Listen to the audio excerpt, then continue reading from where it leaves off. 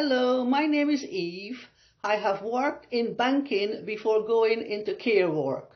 I have completed all training and refresher courses to date. Example, first aid, dementia, manual handling and medication administration. I have worked for 10 years plus with clients with dementia, Alzheimer's, stroke, palliative care, etc.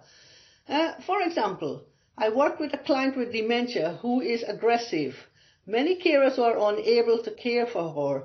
With my calm and relaxed attitude and with my care and attention, I was able to calm her down, and everyone was surprised that we got on so well together. Thank you.